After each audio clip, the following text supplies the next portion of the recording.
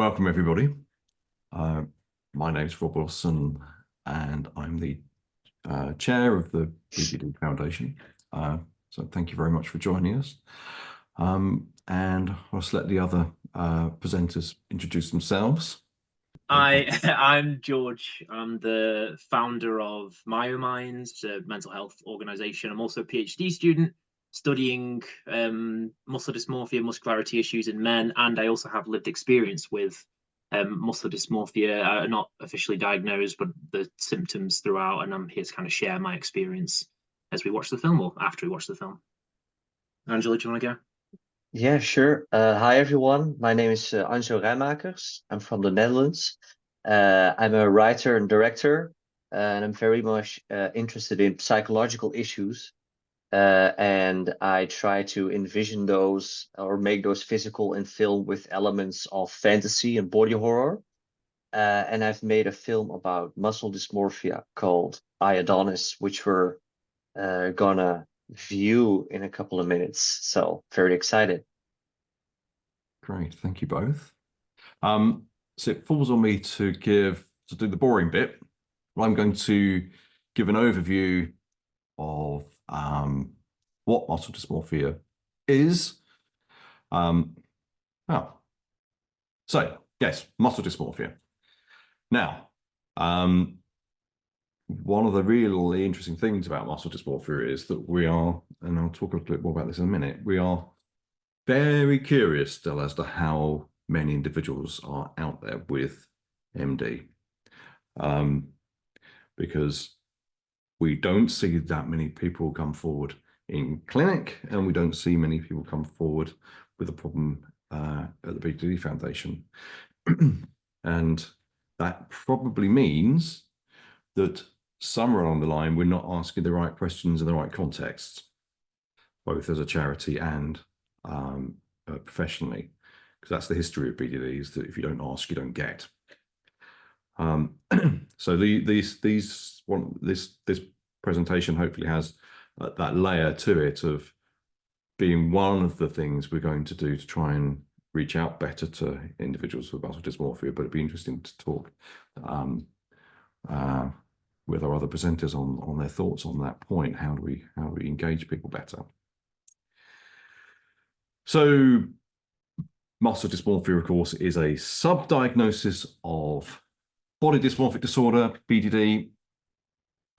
So therefore, by definition, it is a preoccupation with one or more perceived defects or flaws in physical appearance that are not observable or appear slight to other people. Something I always like to say about this diagnostic criteria is the important point is that this is a preoccupation condition. Don't get bogged down in trying to change people's minds and persuading them that they don't look how they think they look. If you're in the service of helping people to overcome these problems, focus on trying to help them to reduce their preoccupation. And also that at some point during the course of the disorder, the individual has performed repetitive behaviours such as mirror checking, excessive grooming, skin picking, reassurance seeking. We'll talk about some of the other behaviours in more specific to MD in a minute. Or mental acts such as comparing his or her appearance and comparing is a big deal in muscle dysmorphia, somewhat comparing oneself to others, and also oftentimes comparing oneself to an ideal that we might hold in our minds. So that's another thing. If you're going to really help someone with any form of BDD, so these are the behaviours you want to help people to target for change. And the other thing you want to target for change is the fact that this preoccupation causes clinically significant levels of distress and impairment in social, occupational, or some other important area of functioning. So again, we're aiming not to try and battle people about the perceptions about their appearance, but we're aiming to reduce preoccupation, improve functioning, change certain behaviours, and help people feel better and live more fulfilling lives. The other thing that's in the criteria that is quite interesting when you think about where muscle dysmorphia sits is that, according to DSM, that the appearance preoccupation is not better explained by concerns with body fat or weight, whose symptoms meet the criteria for eating disorders. I think muscle dysmorphia, or bigorexia as it's sometimes called, or reverse anorexia as it's sometimes called, it sits in an interesting space somewhat between the features of eating disorders and BDD, although it probably lives most squarely under the umbrella of BDD. But what's important to remember about that is that diagnostic criteria are invented by committees. They're not real phenomena in the sense of it's not like you find an amoeba under a microscope or something. So where something fits under certain criteria is partly to do with the way that things are classified by the people that write the criteria. But I think it's interesting to think about what that tells us about MD.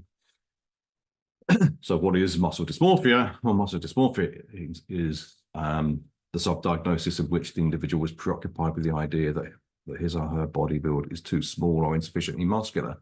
Now, I actually think that's slightly limited, that criteria, because I think oftentimes it's not just muscle mass that individuals with muscle dysmorphia are focusing on. They want lean muscle mass and sculpted muscle mass, because again, remember, we're dealing with oftentimes with a group of individuals who've got high aesthetic abilities. They've got really good at an eye for beauty and the eye for the aesthetic that perhaps the brain has turned a bit too inwardly.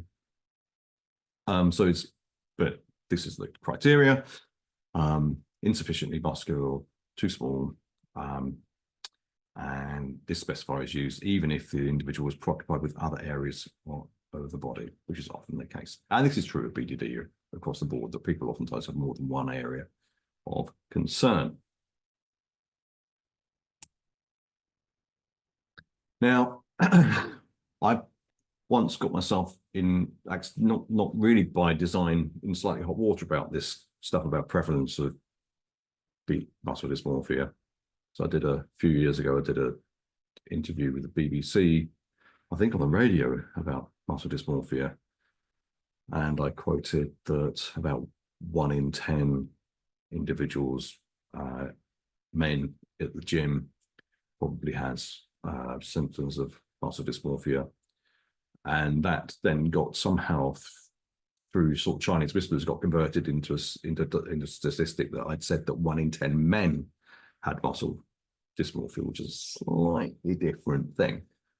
But in a way, that partly just reflects a whole issue, which is that our knowledge of the prevalence of muscle dysmorphia isn't great. We have some ideas, but this is the story of, unfortunately, again, of BDD, is that it's a relatively under-researched problem, and muscle dysmorphia, I would say, is a relatively under-researched part of an under-researched condition. I know, George, you've been trying to at least add to that literature yourself. It's great to be with people who are fighting the good fight on that front. But it's probably, some people have, if you trawl through the literature, you'll find papers that suggest that muscle dysmorphia has been overestimated in its prevalence. And those people then saying, well, look, about 25% of men with BDD have some form of muscle dysmorphia, so that probably means there's only about 0.5% of the population.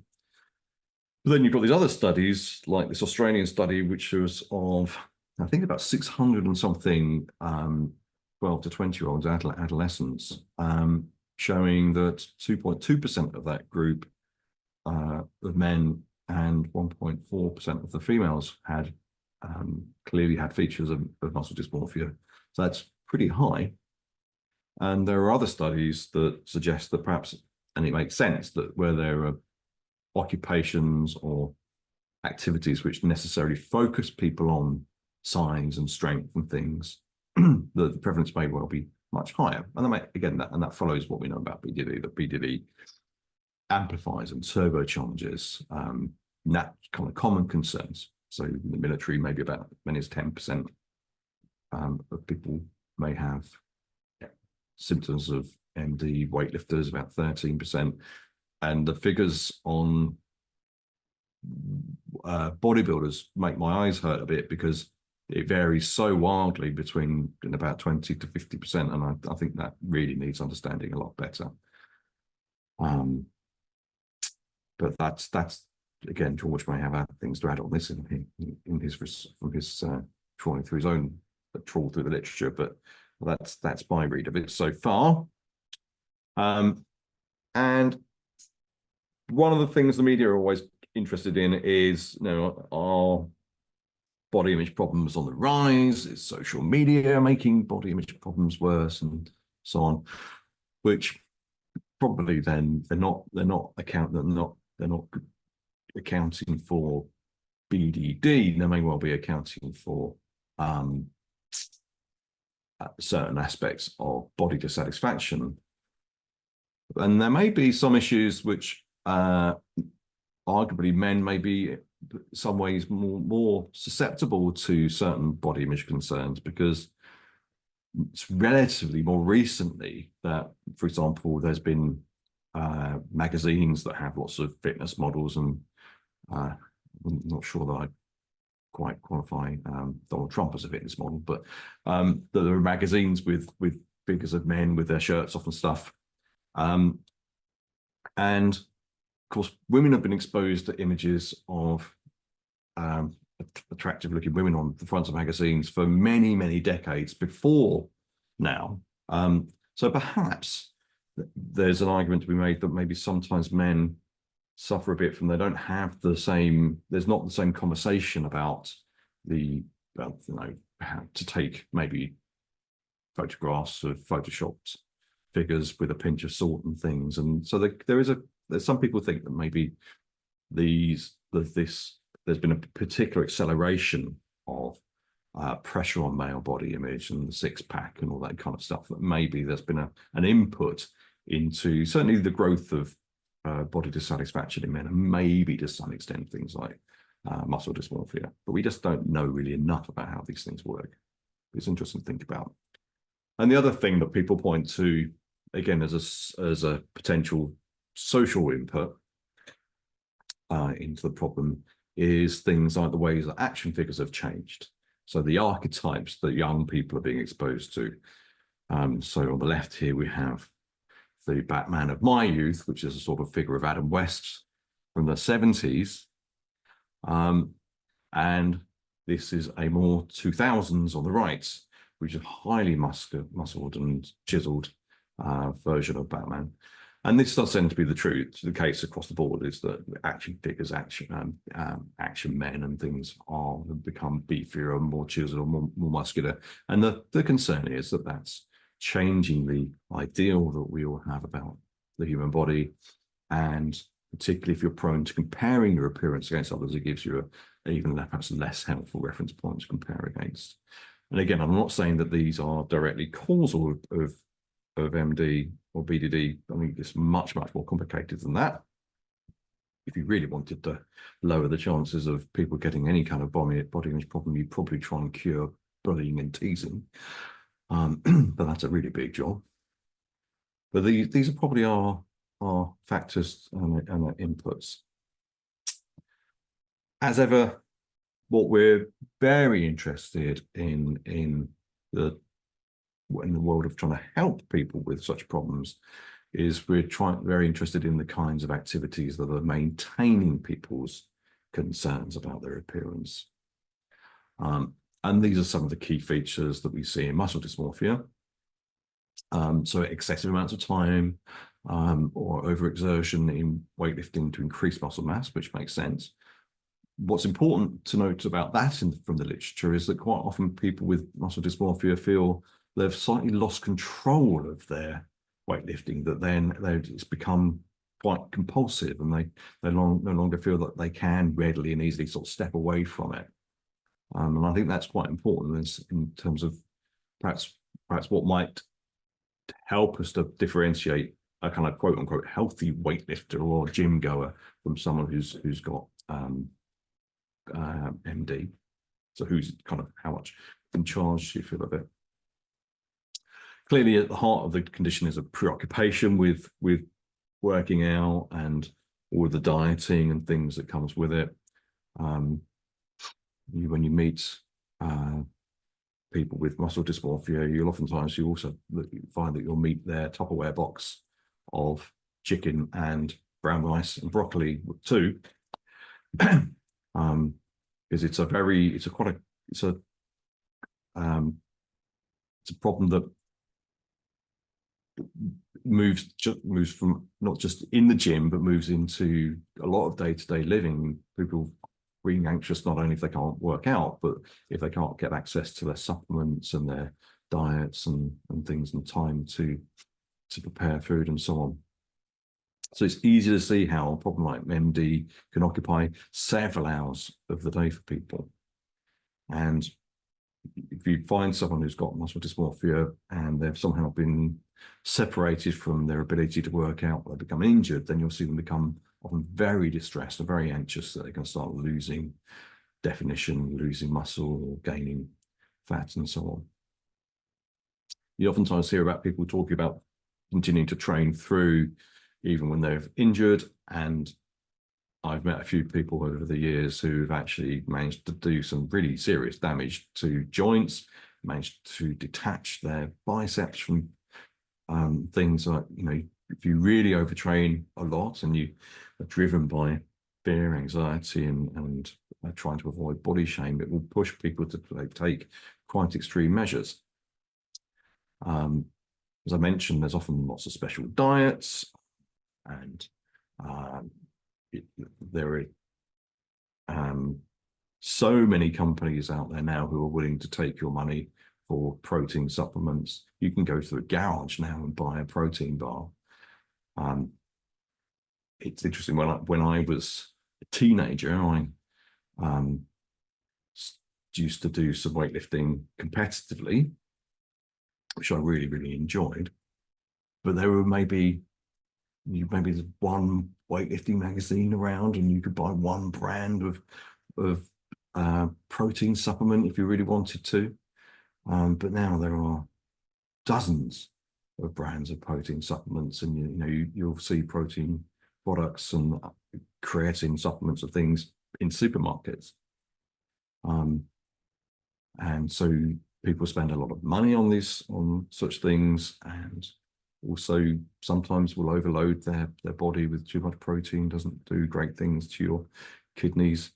So it's important that, because the assumption is that the main problem for people with muscle dysmorphia is things like steroid abuse, and clearly steroid abuse can be a feature, testosterone and human growth hormone and things, and sometimes using other substances like cocaine to keep powering through workouts, or amphetamines to keep powering through workouts. You'll also see people with muscle dysmorphia camouflage their bodies. So when they're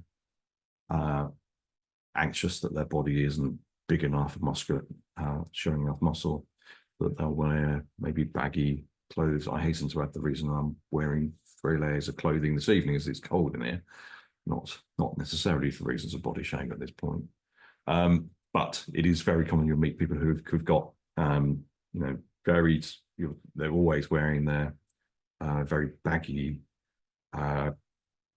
tracksuits and things to kind of keep the body parts concealed. Lots of checking going on, looking in the mirror, taking photographs, sometimes posting photographs to get feedback and things. And often, as I already mentioned, things like comparing one's appearance against hundreds of images on Instagram, images on the internet, videos on YouTube. There's so much material out there now to give you, and I haven't actually mentioned this, but the other thing that's interesting in muscle dysmorphia is now how much information people can consume about weightlifting, bodybuilding, dieting, supplements, and worryingly, there's some relatively good information out there about lifting weights and eating well to support your body. But there's some world-class nonsense out there about certain kinds of diets and training regimes and things, sometimes peddled by celebrities. So we think that's an issue, a bit like with health anxiety, when people, since Google became a thing and people could start Googling their feared illnesses, we think that since it's sort of what we call cyberchondria, that access to certain information, it fans the flames of health anxiety. And we think also the access to certain bodybuilding and muscle gaining information on the internet is also boosting people's concerns. There's already mentioned another big part of the problem is the amount of distress and mood swings and things that come with the condition. But I think for me, the thing that's often neglected or is underestimated is not just the things like overtraining and steroid use and supplements. It's functionally how much time and effort and mental power it takes to maintain muscle dysmorphia, and therefore the impact on relationships, work, socializing. If you're going to the gym twice a day for 2 or 3 hours a day, lots and lots of other areas of your life are going to really seriously struggle. If all your money is going into supplementation and food and things, your finances are really going to struggle. Where does your time and energy go for relationships, other hobbies and interests, family, work, education? This is the issue with all kinds of preparation type problems like MD, is it can consume huge areas of your life, and there's massive damage therefore in these other areas. So that's, in a way, I think as important, or if not more important, than the kind of eye-catching headlines around things like steroid abuse. I asked DALI, part of, connected to ChatGPT, to build me an image of someone who is overtraining and neglecting other parts of their life. And it's had a go, although it's the weirdest weightlifting exercise I've ever seen. A reverse grip, leaning forward, quasi bench thing. So what exactly? Where it's got this from, and what images it's taken these cues from, I don't know. And it's had a go at putting in things like missed calls, or it's spelt it missed calls, and missed appointments and things. It's trying to capture the fact that, you know, the big issue is the impacts of overtraining on other areas of life. But I had 3 or 4 goes, and then I got fed up with trying to make it do a better job. And as I mentioned already, that, you know, it's it's not just steroids that people are stuffing their bodies full of when they've got MD. It's things like creatine and a myriad of other supplements, much of which the body doesn't need, and much of which actually probably does more harm than good. So these are other things to understand if you know someone with muscle dysmorphia, or like me in the situation where we might want to be wanting to help someone with muscle dysmorphia. You need to understand, you know, this is what I was saying about the kind of where MD kind of perhaps bridges the gap between BDD and eating disorders in a way which you need to understand eating behaviours well in MD to be able to do a decent job of helping someone to really break free from it, because it can be a very complex and quite almost like a full-time job for the person, kind of keeping their body fed. And also, we know there are other things that people will do. I think this phrase, to be fair, probably has sort of somewhat subsided now, but it does illustrate that there are many things that people will do to try and enhance their physique. There's lots and lots of people now who are having various kinds of implants to try and improve their appearance, muscularity.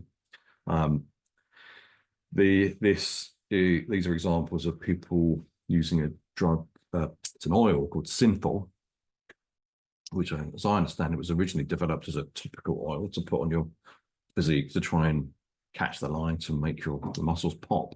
But I'd love to know who it was that first thought it was a good idea to try out seeing what happened if you injected it directly into your muscles. The guy on the top right of the image went by the name Synthol Man because all of his physique was kind of enhanced with synthol. But there's been lots of reports of people then rupturing their muscles and it needing extensive reconstruction.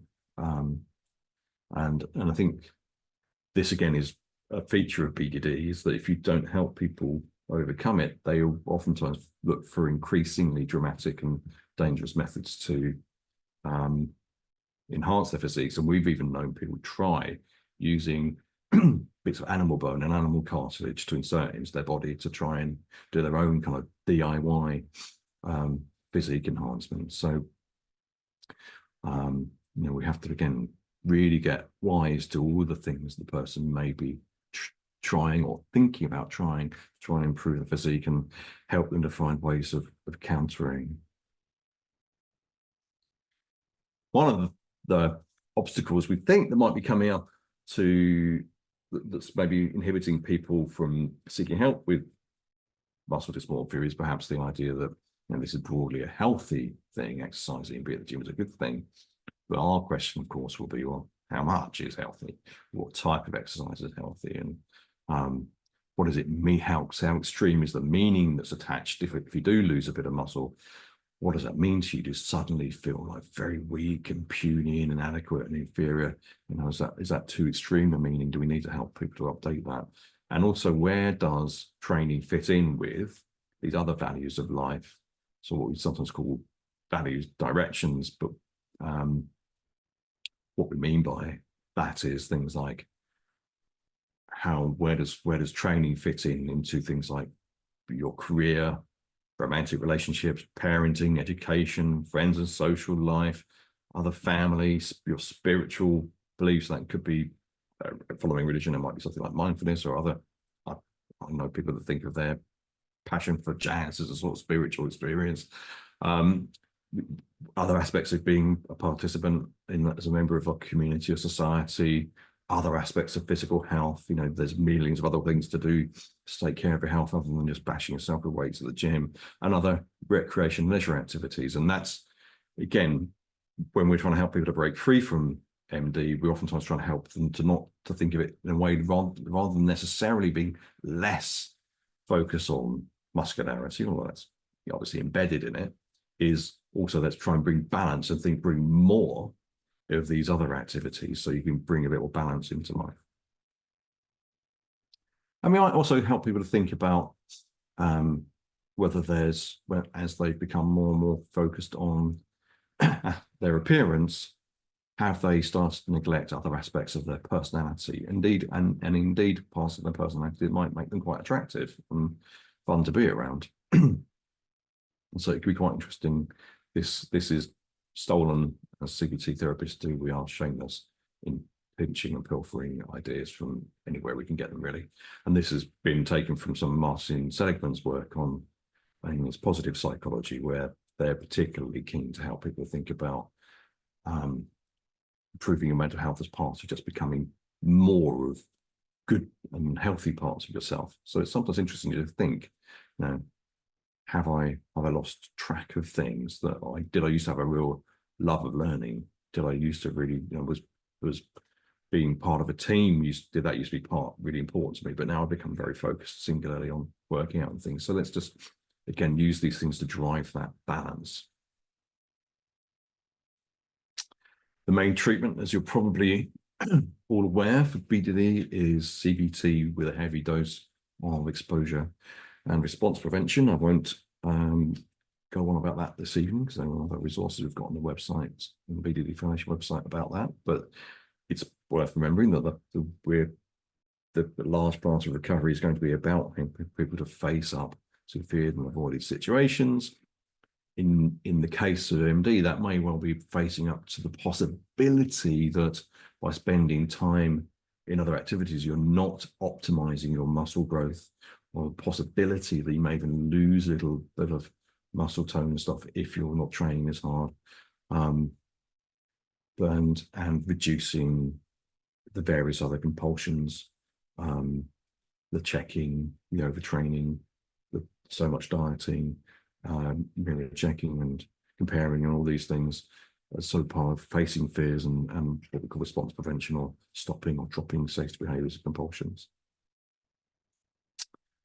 And generally speaking, one of the things we're trying to help people to do is to get out of a place where they're feeling very self-conscious and their thoughts and their activities are really focusing upon themselves and their appearance, not because they're egotistical, but because they're anxious about these things.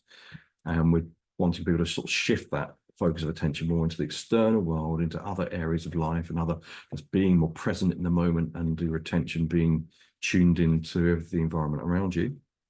It's another important part of recovery. And certainly specific to this topic, I'd really recommend the book, The Adonis Complex, in a way, sort of was quite important in getting MD recognised as getting that off the ground. Thank you, George, for because it was very, very, very little written about it before that book came out. So it's well worth the read if you're interested in the topic. Broken Mirror is a phenomenal book on BDD in general, and our book, Overcoming Body Image Problems, soon to be rebranded or relabeled Overcoming BDD, thankfully, which we're updating, will be out, updated edition soon, but it adds a kind of a sort of step-by-step more self-help guide to breaking free from all kinds of BDD, including muscle dysmorphia. And that should be it from me. All right, Rob, thank you so much for the very clear explanation. And I think you're ending with these books. I'm seeing the Adonis Complex cover. Good. That builds a good bridge towards I-Adonis, the film Right. that I've made. I made I-Adonis in 2018. And I made it because before I made the film, I always was very insecure about my own body. I used to be I thought always very skinny, very lightweight when I was younger. And there was this certain point in time where my male friends became bigger and more masculine because they went to the gym, but also because they just had the good genes, I always thought. And at a certain point, I became very insecure about myself and about my masculinity. I always had the idea that my friends were more masculine than I was, and then that I was somewhere in between a man, a boy, and something else. And then I thought, okay, let's go to the gym if I'm this insecure about my body. So I went to the gym, of course. I trained 5-6 days a week. I had a tiny booklet with this schedule of all the exercise I did, of the weights I lifted, and all those sort of things. And of course, in the beginning, this had a very positive effect because I noticed a change in my body. I became more masculine, I became heavier, I felt tougher. And of course, my surroundings were complimenting me about my changing physique. So at first I thought, okay, this is a good thing. This is very nice. I feel more secure. Let's continue this new lifestyle. But then as the months developed, I noticed that my behavior started to change. I would look in the mirror constantly to see if the definitions in my shoulder were still nice. I had this obsession with the end of my t-shirts. You will see this in the film, I think, but if my t-shirt seemed to be a little bit more loose than the day or the week before, whatever, I would freak out. I would get really, really grumpy. I would weigh myself every day, and if I would be like lose a half of a kilo, I would go crazy. I would measure my fat every couple of weeks. So I became very occupied with my own body in an obsessive way. And then, of course, as a filmmaker, I thought, okay, this is weird. And my behavior is changing, not in a good way, but also I've never heard about this. Is this something that happens more often?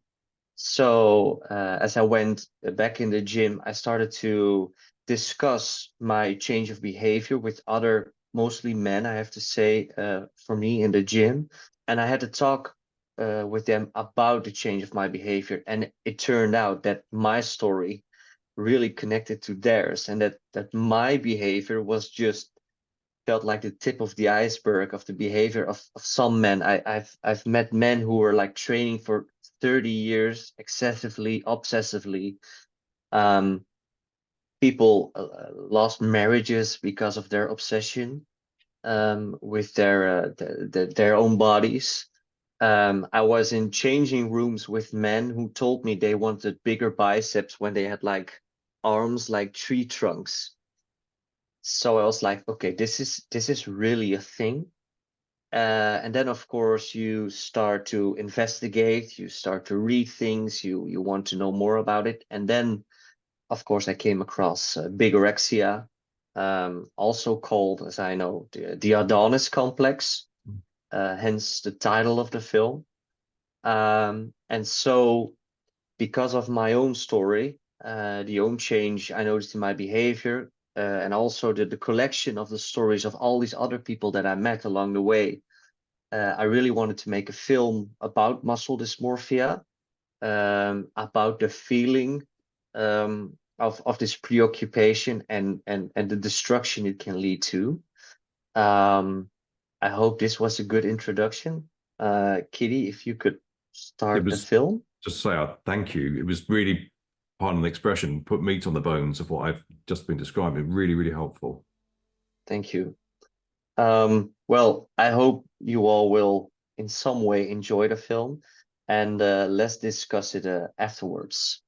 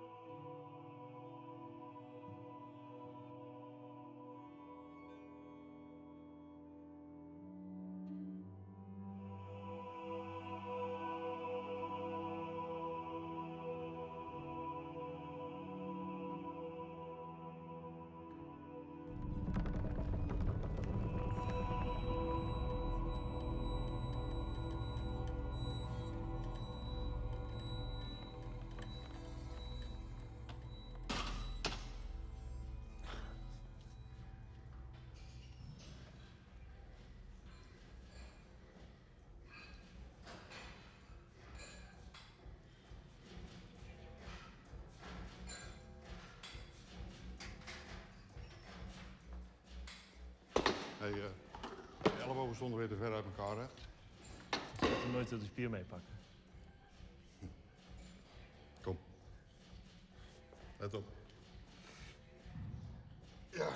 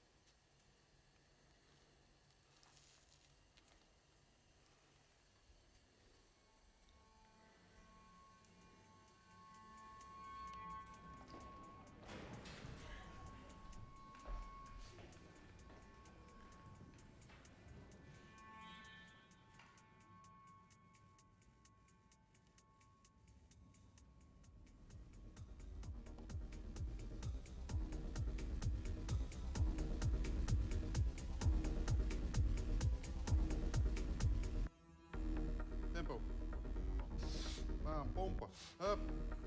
Hey. Plaatsen, kijk. Hop. Netjes hoor, hey. Superman.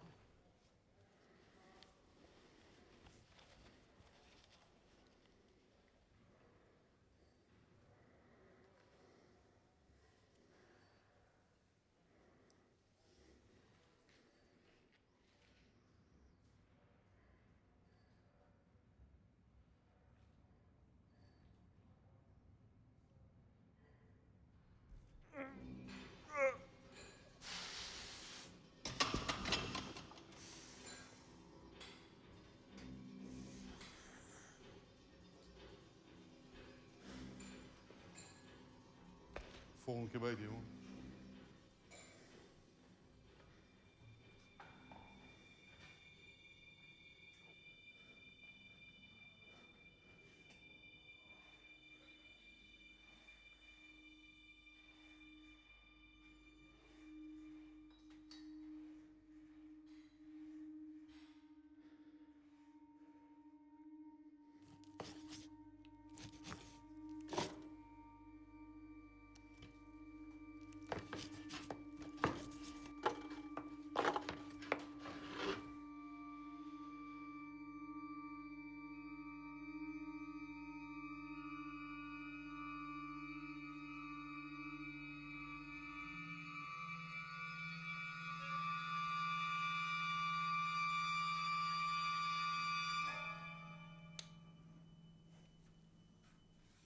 Er is wat spiermassa af en wat vet bijgekomen.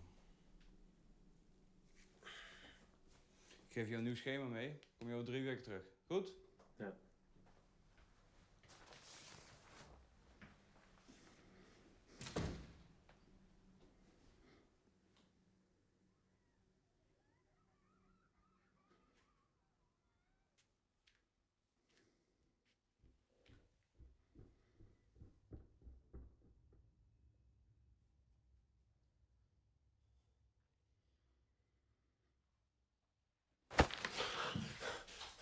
Tot over 3 weken.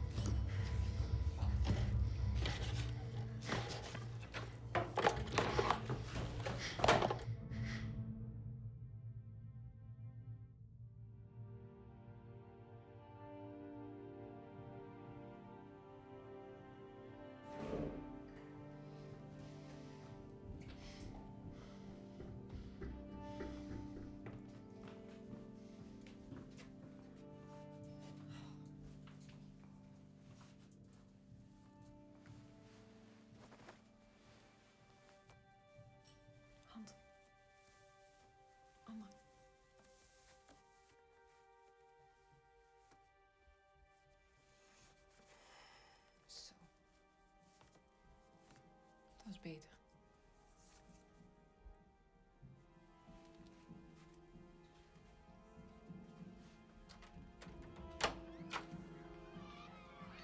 Hé, wat een mooie jurk!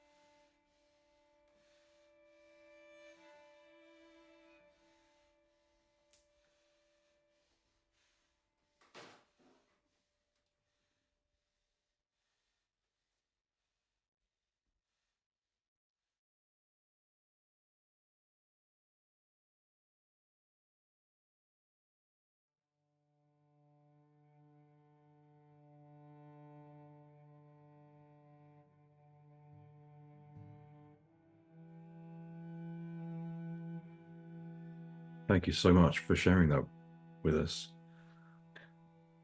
Yeah, Thank you.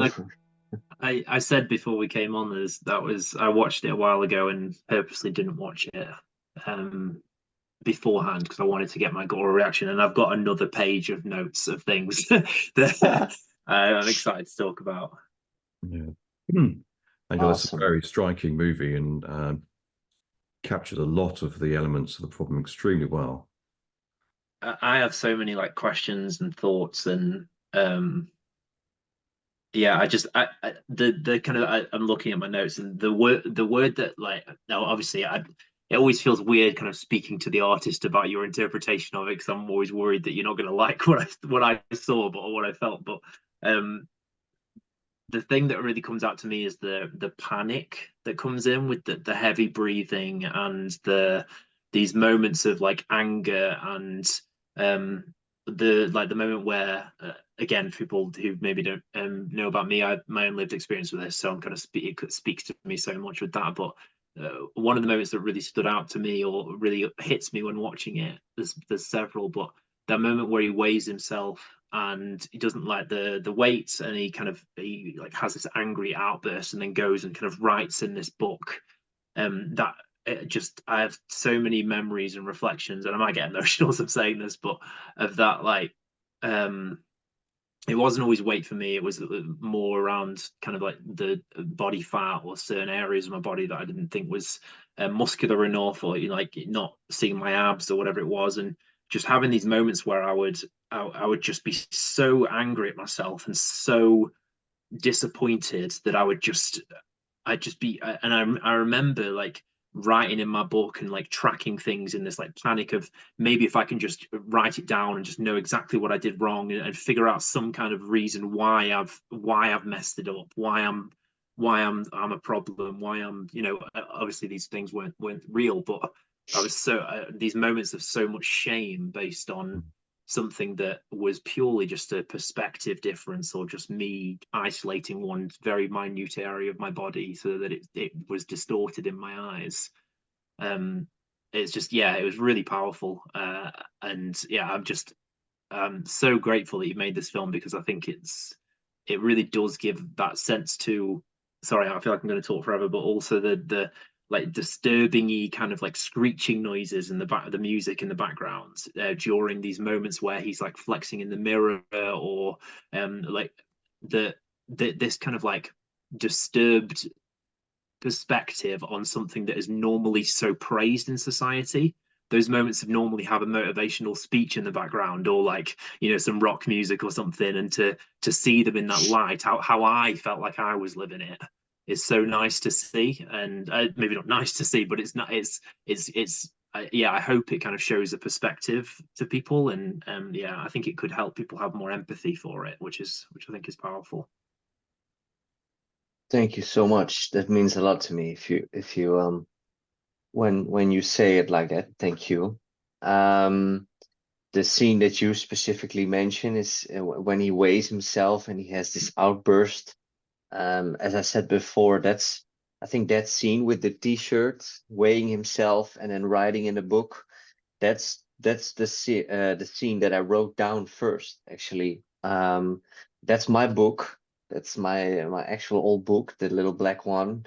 And yeah, the film really tried to capture that frustration and that anger. Rob, you were also talking about. It's, for me, it was the constant struggle between, okay, I want to strive for this perfection, I can't get there, it's not going fast enough, it's not going good enough, it's what's going wrong. And every time just a small detail, a small flaw would mean the world to me, and would just result in this outburst.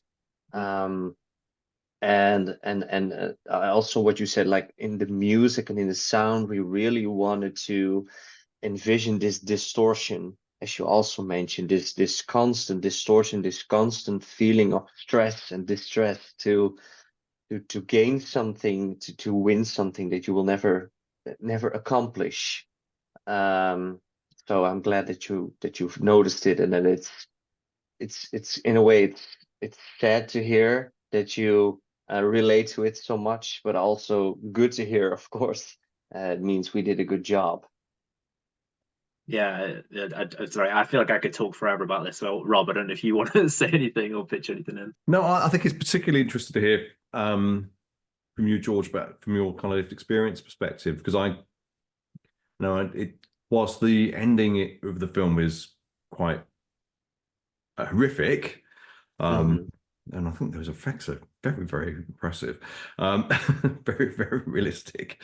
And it is quite shocking. It's not so wide, as I mentioned earlier on, it's not so wide of the mark that people will, when they're desperate enough, they will go to extreme lengths to try and make some kind of improvement in their appearance. So I thought it captured the emotional and the kind of just the intensity of this problem extremely well. Yeah, it's funny. Sorry, it's funny watching it as again with someone lived experience. I am a big horror fan as well, so I'm kind of used to watching body horror and stuff. But that almost didn't shake me when you know what I mean? Because it almost felt I almost expected it, which is weird to say, but like I was, it was, yeah, I've been in those situations. I've not obviously like done that, but I've been in those situations where I've been so desperate and so, yeah, I don't think I would have been far off if someone told me that would work. You know, I think I was very lucky that when I first got into the gym, I see his kind of training partner really funny because I see myself in the character so much, and his training partner kind of resembles my training partner when I was struggling with it. And I kind of see their relationship so similar to the relationship I had with him. And even just sorry, and yeah, I was saying I was really lucky that my training partner had taken loads of different steroids and basically done everything that you could do. I think he had tried synthol at one time, the oil that Rob was mentioning before. Really? Yeah, and he told me all these horror stories. So I always feel quite fortunate for him that I kind of got scared off it because of that. So, but I think if it wasn't for him, I probably would have tried various of those things. But yeah, again, this is almost luck, but it's almost quite guttural to me that in the scene where his partner's bench pressing and he's kind of looking at his chest and getting kind of, you can see that kind of he kind of laughs to himself, and that at least for me anyway, my like empathy seeing that is this like he wants to cry almost, and he kind of masks it with a little moments of trying to laugh it off. And that was, you know, my training partner was always way better at bench press, always had a bigger chest, and my chest was always one of my big things when I was struggling with not feeling like it was big enough and defined enough or whatever. So I've literally been in that situation, looking down and spotting him and just trying to ignore those thoughts in my head that I'm not enough and like I don't look good enough because look what he looks like. And it's really, really great. Just such a great film. Yeah, Thank really you. is. Yeah, the cutting scene, of course, in the end, to some people it's really shocking. To some people it's relatable in some kind of way. Here again, it was really about, for me at least, it was trying to express my own frustration and sometimes the urge to modify my body in a really drastic way. At first, I was always and still am, by the way, very insecure about my stomach fat. My body is built this way that even if I get very lean, I always have a little bit of fat on my tummy. And I sometimes when I got really frustrated, I just had the urge to cut it off and throw it in the garbage bin. And I just wanted to go with this film all the way. And I thought, okay, let's just envision that urge and just use it as the ending, to show, of course, that people will go very long distances to modify themselves. I also heard a lot of horror stories of men. The training partner you mentioned, he's based off a man I used to know in the gym. He actually passed away last year. He did a lot of supplements, but I mean a lot of steroids and all that sort of stuff. And I know stories about men like injecting needles in themselves and accidentally adding air to that needle, and therefore like lying in an almost comatose state for like paralyzed on the bathroom floor for a couple of hours thinking this is the end. So the ending, that of course is a over exaggeration and a very literal and how do you say it, envisioning the urge that I sometimes had. For some people it's really close to home, which of course is always very shocking to hear myself. And Rob, you said that you've seen examples with animal bone and stuff. I've never heard that before. You mentioned that earlier in your talk. Yeah, we've known people to try and to cut their abdomen, indeed, to try and squeeze out, do their own kind of liposuction. Yeah. To try and squeeze out the fat. We've known people to get terrible infections from trying to insert bits of animal cartilage into parts of the body to do their own surgery. So it absolutely happens, and we've, you know, in the whole area of BDD, we know that there's a real, it can be a very dangerous problem, because, you know, sometimes if you're desperate, you'll try almost anything. And that's why I think, again, moments like this are so important to say, look, this is a recognized condition, and the desperation is very legitimate, and we recognize it, but there may be another path to get out of this desperate state. And I didn't know, George, whether you felt able to speak to that side of trying to break free from MD at all. Yeah, I mean, I can talk about my own experiences, and it kind of leads on to what I was going to mention one more thing, but it kind of leads into it because it was so tied in. In the film, you show him as a child and being kind of dressed in feminine kind of clothing, and that seems to speak to, you mentioned yourself, your feeling of masculinity and this like lacking masculinity, and that's my own experience as well. And we see it in the research quite often. Some of my supervisors for my PhD, they've done studies with men with very high drive for muscle and women with very high drive for muscle, and it tends to talk around, for men, it's this idea of feeling like you're not masculine, not man enough in whatever way that is, and trying to bolster that. And for the women, it was often this idea of rejecting feminine norms, so almost masculine in itself as well. Of a lot of them were talking about having this like security in their own sense of being, that they're not going, they're going against what society said that they should be, or and a big part of my recovery from muscle dysmorphia, you know, and I want to be very clear, it wasn't linear. It was years of therapy and up and down, and I still have bouts of struggling now, but so much of it was I put all of my worth on, you know, because masculinity is just a term that we use for different values and whatever that we align with different gender roles.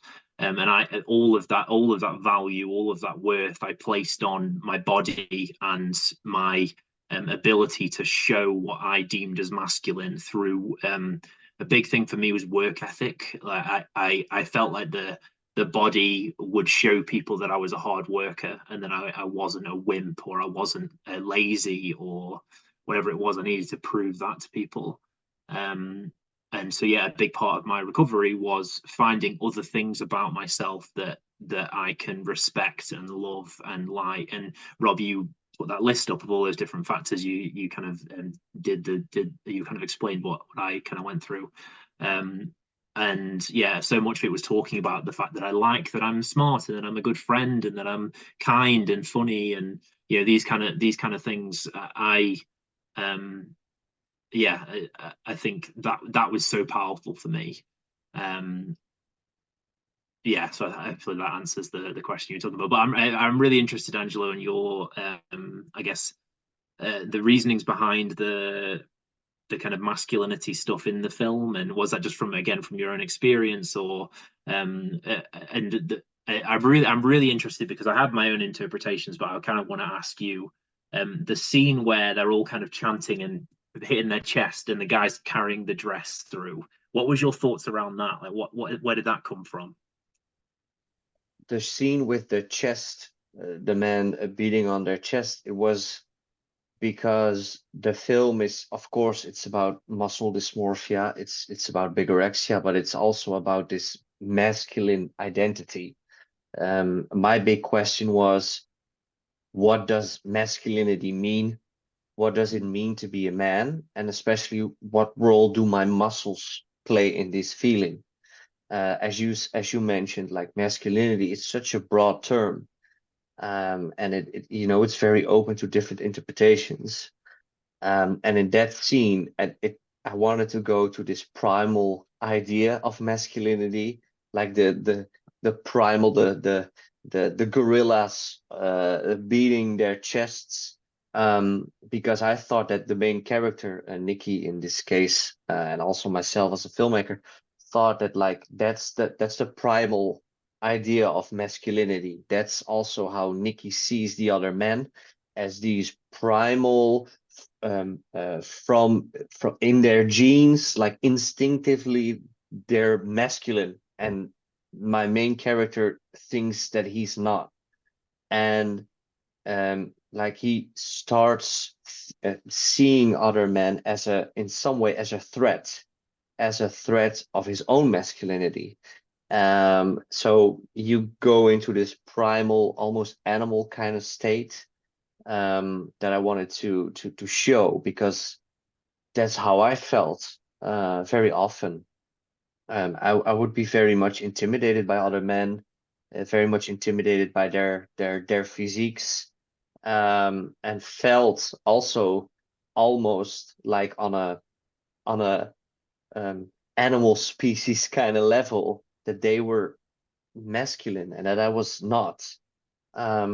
So that feeling, the threatening feeling, that's what we wanted to show in that scene, actually. Yeah, Yeah. that really came through. I think the note I wrote from it was, at least the way it made me feel, and again from my own experiences, the way that they were doing it, and that one guy was carrying the dress that was kind of, it felt like a symbol of this like emasculating feeling he felt. It almost felt like it was I said it was like kind of One of Us vibes of the, you know, like when the film, the classic like One of Us thing. But it was the whole like, his whole like, you have to prove to us that you're not this, you're not what this symbolizes. But that was internal for him. He felt like he had to prove that to all of them. He had to prove that he's not this emasculated version of himself that other people can't even see. And that's kind of, again, how I felt at those times where I would go off my exercise program, or my session didn't go well, or I binge ate because I was upset about something or whatever. And I would spiral, and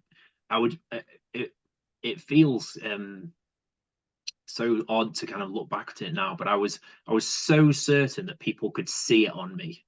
Like that one session I missed, or that one set that I failed, I was certain it was visible. I was certain that people would see me and immediately know that I wasn't good enough that day. I wasn't going to be good enough. It was like the only way that I could prove that I was worthy as a person was by being perfect. And that definition of perfect was growing constantly. Every time I reached it, that must mean it's not perfect anymore because I'm at it. And that's, I guess, one of the issues of this in general. Yeah. I think it is absolutely cuts to the chase, isn't it? In that, at the heart of so many anxiety problems that we just human beings experience are these very primitive things about threat, about social ranking, about being within the group. Like, because we're primates, we need to want safety within the group, but yet we worry about losing our social rank, or being excluded or humiliated and ridiculed. So I thought that kind of, it is, you know, at the heart of it, we're living with brains which were first created a long time ago. So these problems are driven by very primal processes, and I thought I got that across very nicely.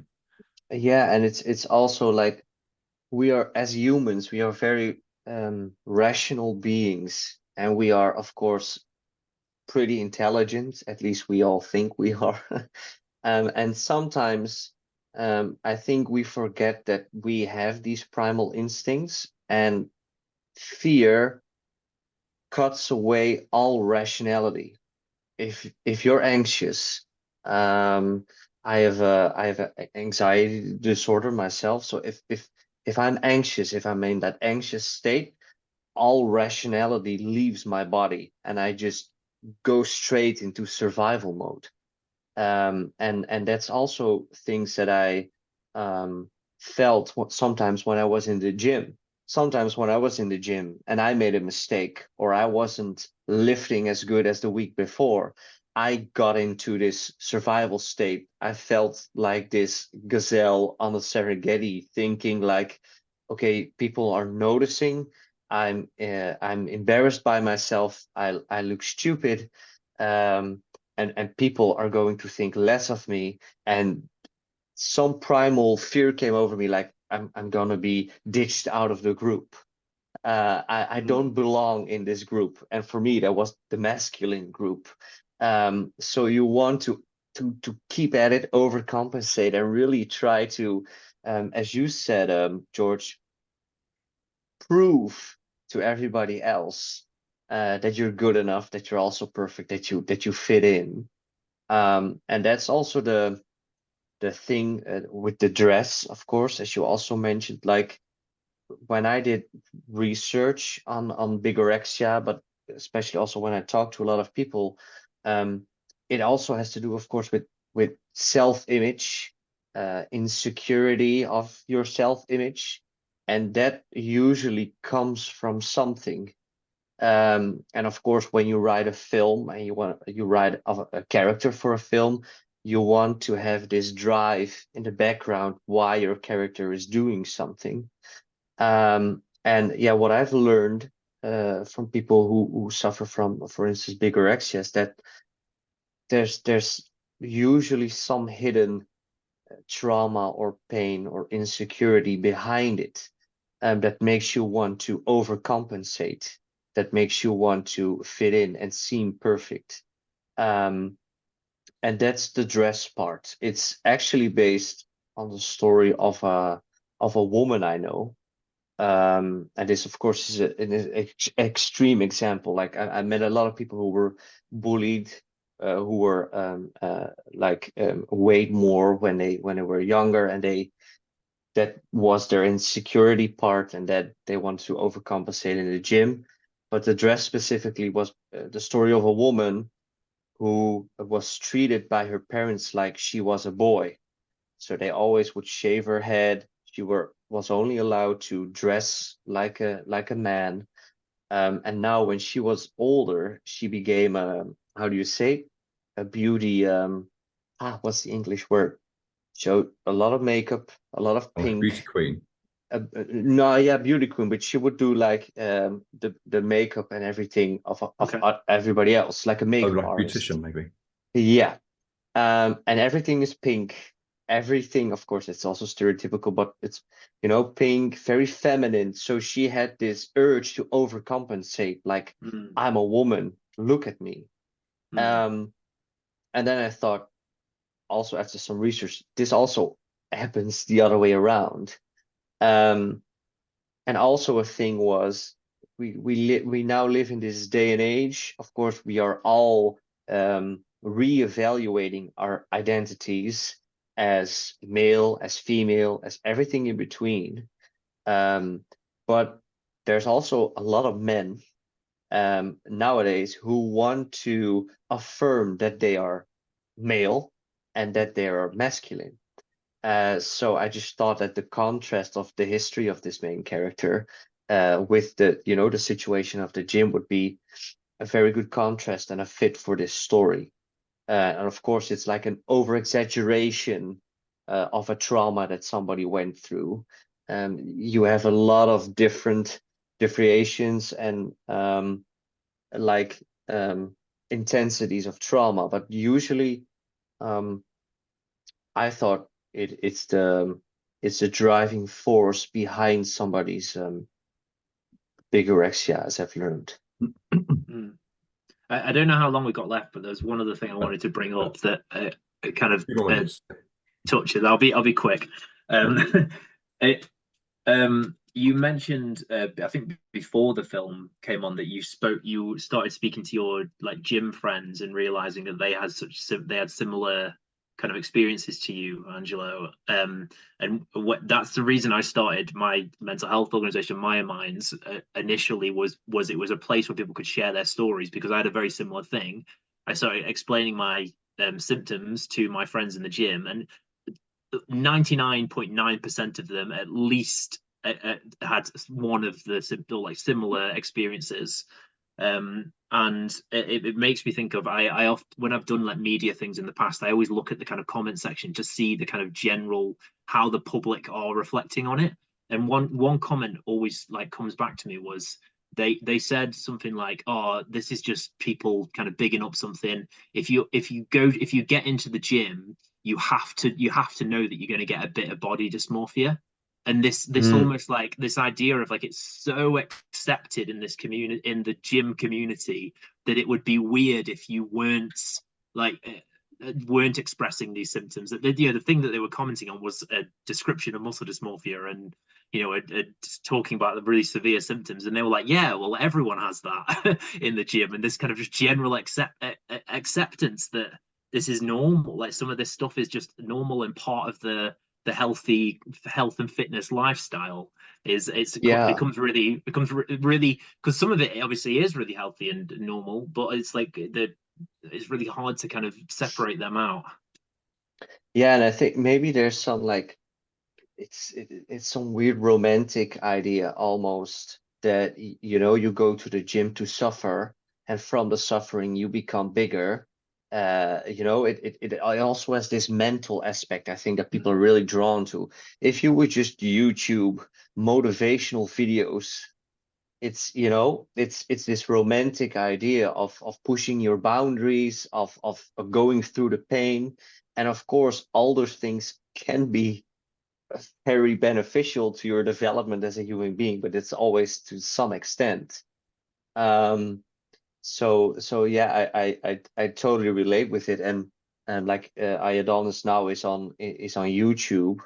Of course, people are also commenting like that it's an over exaggeration, or that it's just a part of going to the gym. I read a comment of somebody saying, yeah, if you go to the gym, you don't go there for the wrong reasons, it's your own fault, all that kind of negativity.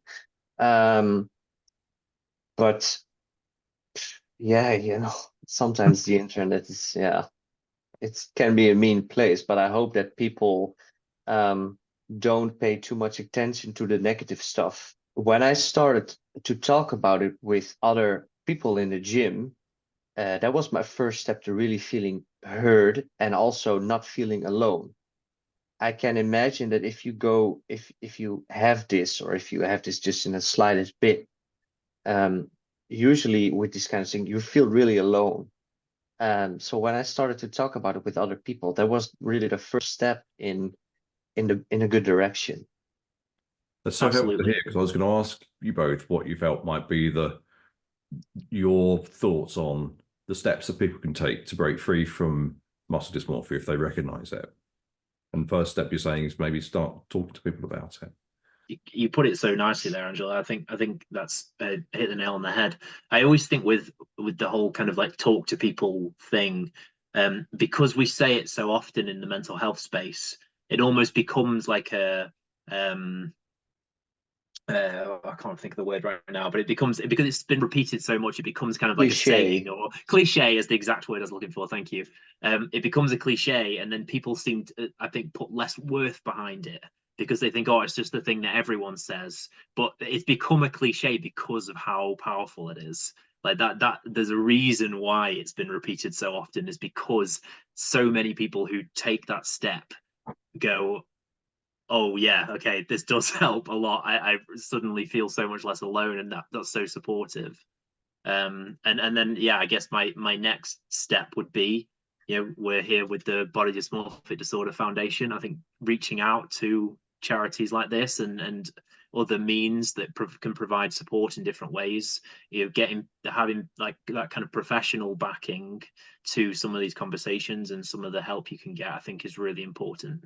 Kind of next step, but obviously that can feel stigmatizing for people as well. So if that is a struggle, obviously the thing I always say with that kind of stigmatizing thought is, often when you feel stigma, it's because you're imagining someone who's going to laugh at you or look down on you or whatever.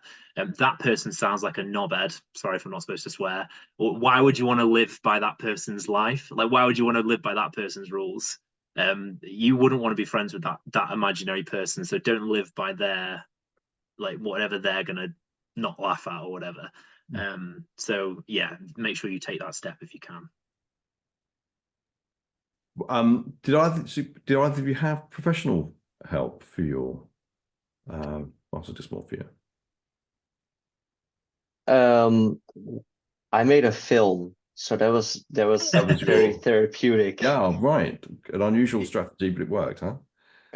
Well, I really have to say, that would be my opinion, but being creative and expressing yourself in a creative way is such a good form of therapy and could be such a private first step also in dealing and accepting these parts of yourself. Like, of course, I-Adonis, it's a different, it took 4 years to make, from the first idea to being here. But that would be, I think, that's always been very helpful to me to express myself in a creative way, because it can be private, it can be small, but it can be very helpful. So that was my way of dealing with it, I think.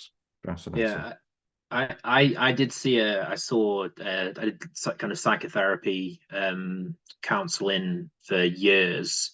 I never went to a kind of specified like body dysmorphic disorder or any kind of psychologist, therapist, psychiatrist, etc.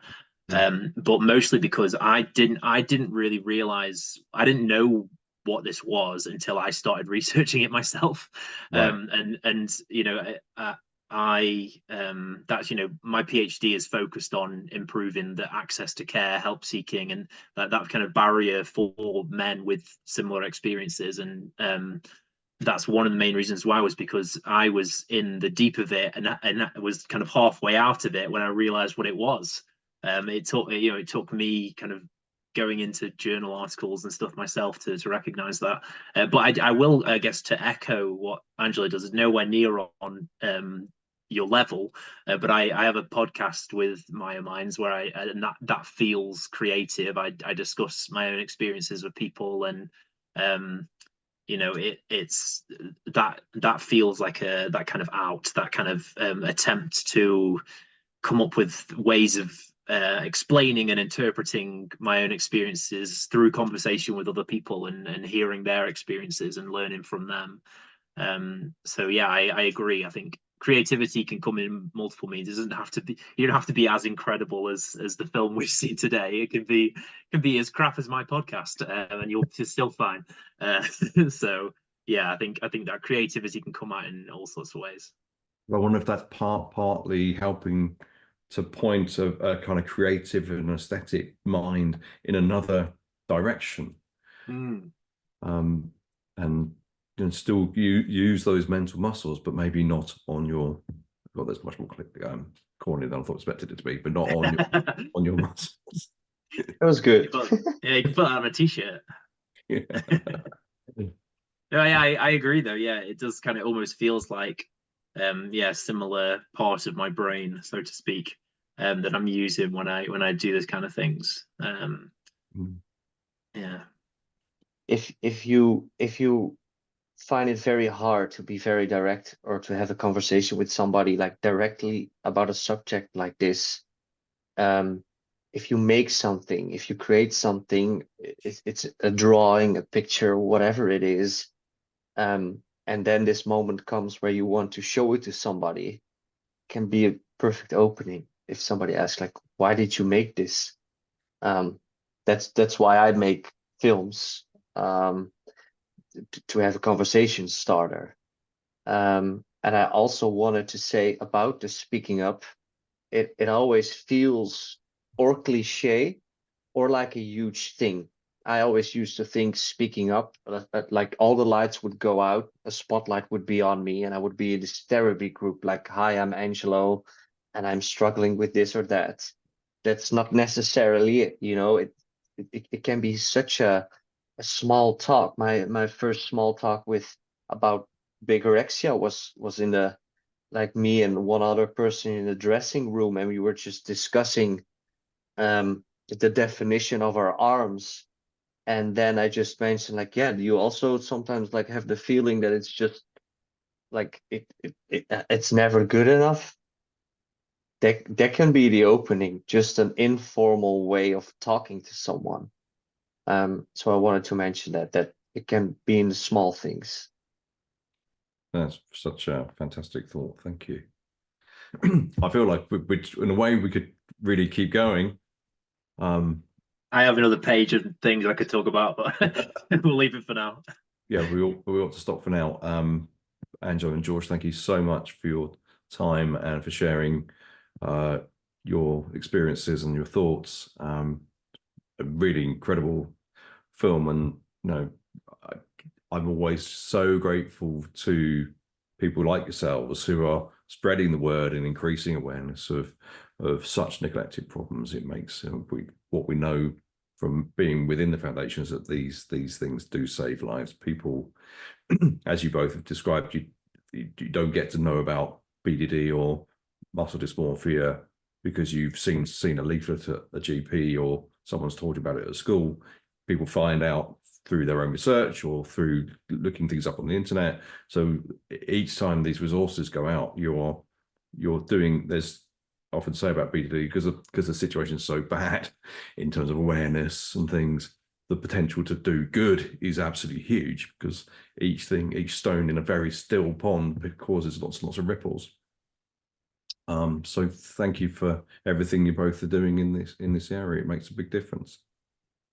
Thank you so much. And I wanted to mention that we've showed I-Adonis at I can say a lot of places, a lot of screenings, a lot of festivals, luckily. And there's always at least one person in a room who really connects with the film in a way like, okay, I think I'm really struggling with this. So it is a not very well-known disorder, as you also mentioned, but with my experience from all the screenings, to people watching, listening, whatever, you're definitely not alone in this. So It's a great message. Thank you very much. Great I point. don't want to say anything because that was excellent. Yeah, exactly. Yeah, we can't beat it. So thanks. We will all end there. Thank you so much, both of you, Angelo and George. That's really, really much appreciated. And thanks for thank you everybody so much. who's joined us. Bye.